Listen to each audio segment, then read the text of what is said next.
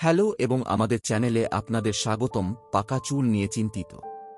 কলবরম ব্যবহার না করেই কিভাবে ঘরোয়া উপায়ে চুল কালো করা যায় স্থায়ীভাবে, তা জানার জন্য ভিডিওটি পুরোটা দেখুন। আজ আমরা জানব সহজ এবং কার্যকর কিছু উপায়। চুল পাকার কারণগুলো অনেক। এর মধ্যে বয়স, জেনেটিক কারণ, পুষ্টির ঘাটতি এবং মানসিক চাপ প্রধান। তবে চিন্তা করবেন না, কিছু প্রাকৃতিক উপাদান ব্যবহার করে এই সমস্যার সমাধান করা সম্ভব। ঘরোয়া সমাধান: নারকেলের তেল ও কালো তিল। নারকেলের তেলে এক মুঠো কালো তিল ফোটান। ঠান্ডা হলে এটি চুলের গোড়ায় ভালোভাবে ম্যাসাজ করুন। এটি চুলের প্রাকৃতিক রং ফিরিয়ে আনতে সাহায্য করে। মেহেদি ও আমলকি পেস্ট। 1 টেবিল চামচ মেহেদি গুঁড়া এবং 1 টেবিল চামচ আমলকি গুঁড়া জলেতে মিশিয়ে একটি পেস্ট তৈরি করুন। চুলে লাগিয়ে 1 ঘন্টা রেখে ধুয়ে ফেলুন। চায়ের লিকার ও কফি।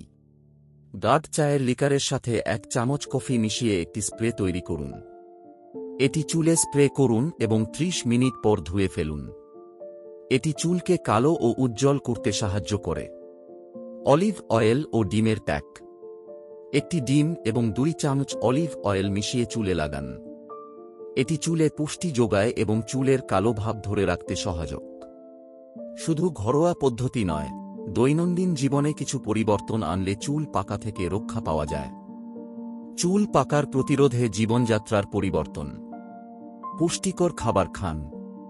খাদ্য তালিকায় ভিটামিন B12, আয়রন এবং অ্যান্টিঅক্সিডেন্ট সমৃদ্ধ খাবার রাখুন। এগুলো চুলের স্বাস্থ্য রক্ষা করে। মানসিক চাপ কমান। নিয়মিত মেডিটেশন বা যোগব্যায়াম করুন। মানসিক চাপ কমালে চুলের পাকা হওয়ার হার কমে। পর্যাপ্ত জল পান করুন।